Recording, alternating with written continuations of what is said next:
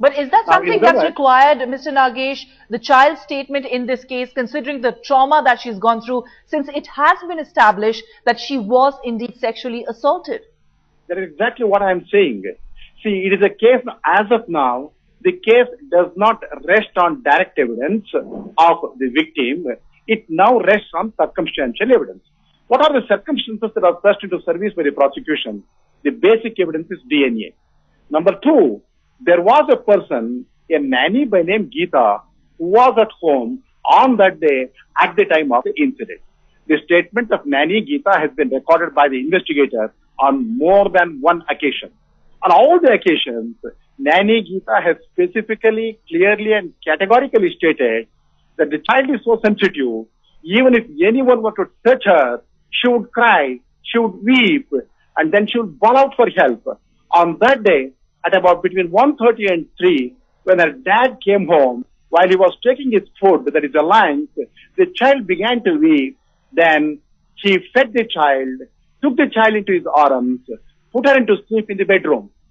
If anybody were to touch the child, she would weep, she would cry, she would complain of pain. On that day, even after Pascal left the house for his work, the child did not weep, the child did not cry, the child did not complain of any pain at all. That is number one. Number two, the offense is said to have taken place between 1:30 and 3. But this lady, Mrs. Pascal, would go to the hospital in the morning itself for the purpose of collecting the report of examination of the child. Did she anticipate or imagine that a report would be given? For what purpose she had gone to the hospital? All right. All right. So these are some of the submissions in court as well that your client is making. In fact, Mr. Nagesh, just stay with us. Let me, bring in Ms. Nasragi. Ms. Nasragi, would you want to react to what Mr. Nagesh here is saying? The child's statement hasn't even been recorded. Is that even required in this case? See, child's evidence has been recorded. That Dr. Shariba has examined and she has given the report. In boarding hospital, she has been examined, she has given the report. In the mattress hospital, she has been examined, she has given the report. On 14th instant, the child was taken to the police station. In the police station, police officers have interviewed and child has given the report. Stating that these are all facts. Why should they worry about facing an inquiry?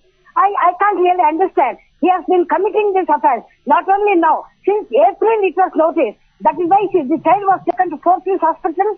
All right. They have referred to gynecologist. Matter has been referred to another institute, gynecology institute, then psychiatry department. Child has been taken to NIMAS. All right. All these doctors, starting from April, they have given the report that child has been subjected to sexual assault. All right. This was in last day. So, telling them, why did she go? Yes, she went there to get the record.